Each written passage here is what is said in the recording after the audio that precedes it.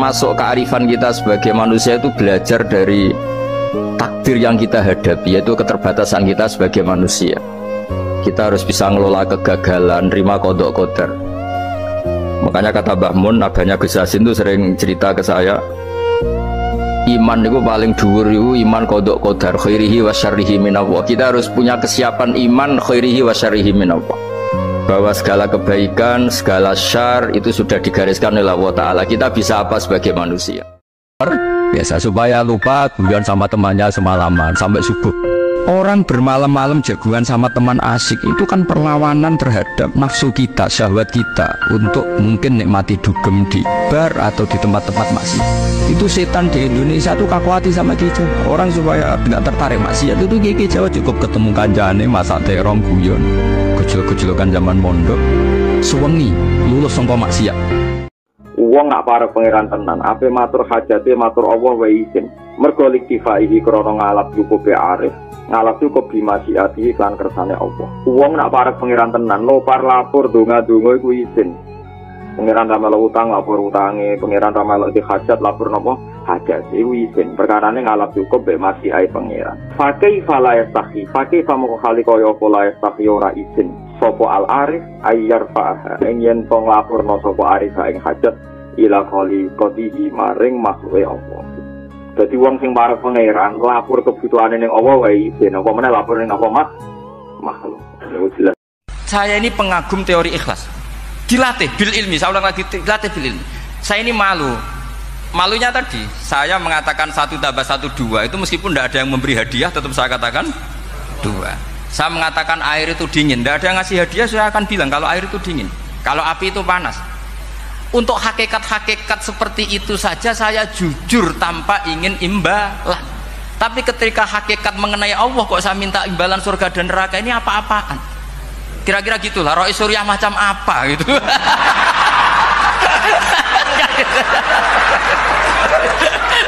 Ya saya kira demikian. Assalamualaikum warahmatullahi wabarakatuh. Waalaikumsalam warahmatullahi wabarakatuh. Itu ada orang terlalu fanatik kebaikan, datang ke Abdul Hasan Asy'adzali, gerutu karena dunia ini sudah kacau balau, banyak maksiat, banyak macam-macam. Apa jawabnya Abdul Hasan Asy'adzali? Kalau kamu ingin dunia ini steril, nggak ada apa-apa, berarti kamu tidak suka akan kelihatan maghfirahnya.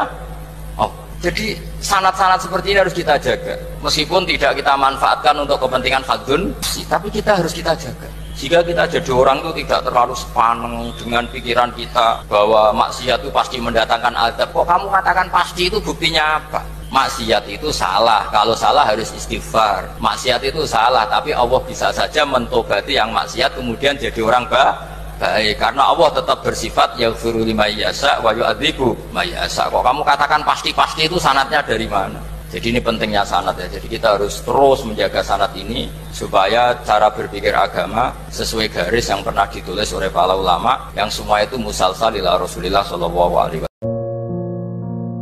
Mergo nikmate Allah paling dhuwur yaiku kowe tau ora ana dadi wujud. Iki mau baru kae wujud sajen to kita kasuse akeh, masalahe akeh. Iku nyekseni kudrahe Allah Subhanahu wa taala. Senajan to kowe dhewe mungkin ning donya ora pati kebagian. Misalnya ana wong sugih didik miliatan, kowe dhuwitmu 5.000 delikno ning peci. Paling gak kowe ngerti, Gusti, kok jenengan kuwasa tenan, kok wonten tiyang gadah harta kuwatah. Kondang tenan jenengan, sugih tenan. Kok ana wong jenengan paringi gadah harta kathah. Lah jenengan kula nggih mboten sentimen, kok ngerti maslahate kula ra duwe dhuwit. Alhamdulillah, kowe iku hebat kena ngono wali tenan. Tak daftar wali kena kelakuan ngono. Tapi aku gak yakin nak kowe ngono. Malah tak kok pengiran kene ora mlete, kadang melarat mlete-mletene wong. Gusti, salah kula napa? Kok kula ora duwe dhuwit, wong ya duwe dhuwit, kok ora ora salah iku sapa? Kalau kita punya problem, pasti ingin ketemu orang yang punya kekuatan untuk menghilangkan problem itu. Kalau kita ingin punya hajat dan ingin solusi, ada solusinya, pasti ingin ketemu orang yang mengendalikan hajat itu, yang bikin solusi. Jawabannya, siapapun makhluk itu pasti punya keterbatasan. Siapa yang tidak punya keterbatasan itu? Hanya Allah Subhanahu wa ta'ala. Hingga ketika Nabi banyak problem, ketika ada banyak masalah, karena Rasulullah idza hazabahu amrun badara ila sholat. Nabi itu kalau sedang punya banyak masalah pasti cepat-cepat sholat. Hingga dikatakan wasta'inu bisobri wassalah. Kamu minta tolonglah dengan konsisten sabar dan minta pertolongan dengan sholat. Konflik itu dimulai dari tersinggung. Saya ulang lagi, konflik itu dimulai dari tersinggung. Saya punya sekian khazanah tentang ngelola tersinggung. Saya berkali-kali cerita itu. Suatu saat Imam Syafi'i didatangi orang, cium tangan, terus hormat. Setelah itu orangnya menghujat. Dilaporkan sama santrinya, itu orang yang tadi nyium engkau, di luar menghujat engkau, menghina engkau. Imam Syafi'i tertawa-tawa, baguslah saya wibawa, di depan saya agak berani. Enteng saja, dianggap enteng saja. Enggak kok, wah itu khianat, itu munafik, enggak. Alhamdulillah saya wibawa, buktinya di depan saya tidak berani. Diceritain lagi, orang separuh dari kampung ini gak suka jenengan Imam Syafi'i karena engkau terlalu ngedikan hak. Baguslah, kalau gak suka saya berarti gak ngutang saya. Yang masalah tuh yang suka-suka itu bisik-bisik minta-minta. Jadi dianggap enteng saja. Kalau Anda sudah bisa ngelola konflik seperti itu, ringan saja. Mungkin nak iman tenan, ciri utamanya rukuk, ciri utamanya sujud. Saat ini mboten. Orang itu tidak nikmati rukuk dan sujud. Bedino sholat tetap ngeluh, ora di duwe utangnya akeh. Mestinya ketika nganggap sujud itu segala-galanya, ditegir sujud itu senengnya bukan. Nabi itu nak nyifati sujud saking senengnya. Hatta takuna sajdatul wahidah khairan minat dunya ma fiha. Sehingga satu sujud lebih baik dari dunia dan seisinya. Coba sekarang, nanti kamu di akhirat, identitas kamu yang menjadi sah masuk surga itu hanya sujud kamu. Tapi kita sujud itu biasa wae, seakan-akan ndak nikmat Allah yang luar biasa untuk duit akeh. Dari dulu tuh Islam menyarankan supaya hidup itu sederhana. Warung donya kuwaco anggur wong ora sederhana. Warung ono kekacauan ini lagi menyarankan hidup sederhana. Jadi cara santri cara kene kan yes biasa urip wah. Jangan keluar kalau enggak penting. Dari awal Islam ngajarno min husni islamil mar'i tarkuhu malayan. Kok malah lagi roh saiki piye kok terlambat ilmune. Kita ini tahu mulai dulu pun. Pemenang bagi serati dua apa metu apa? Serati apa santeng ya no? Ini gue rasa dilarang, misalnya kelar apa? Metu.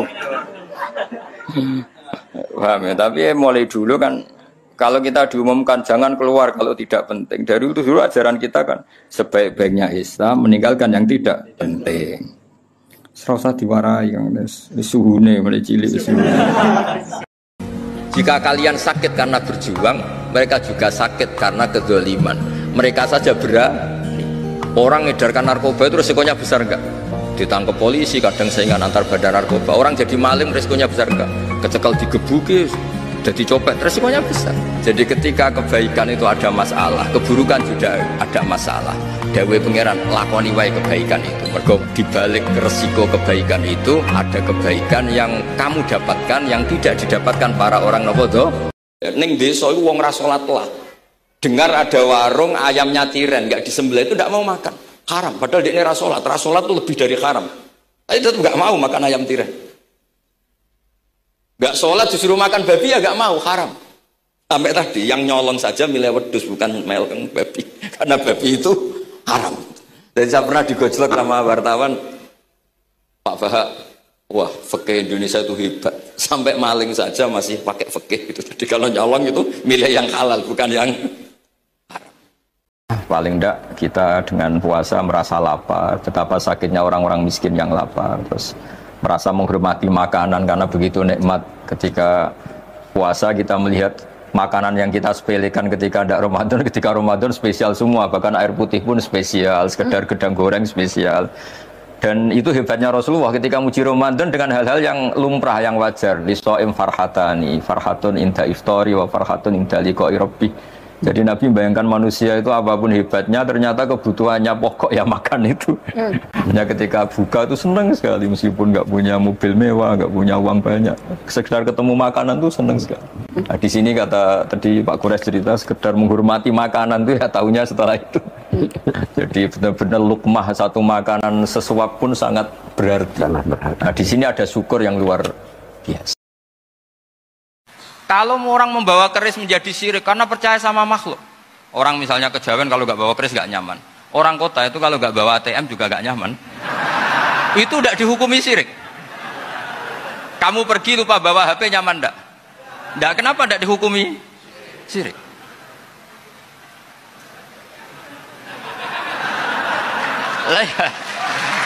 Jadi ini logika-logika. Jadi makanya ini Gus Reza boleh ngeritik saya. Saya tuh berkali-kali bilang, saya termasuk ulama yang mau bikin gerakan cangkem elek.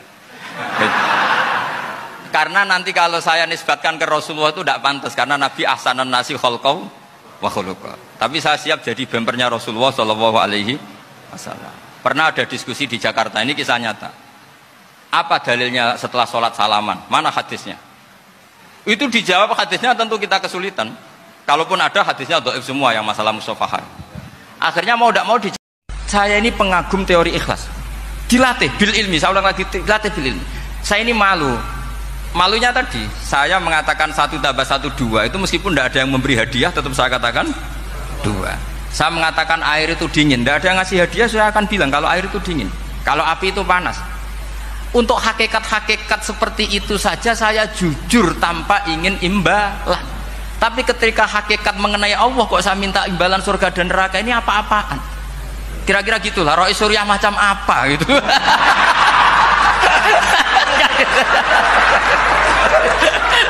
Ya saya kira demikian. Assalamualaikum warahmatullahi wabarakatuh. Waalaikumsalam warahmatullahi wabarakatuh.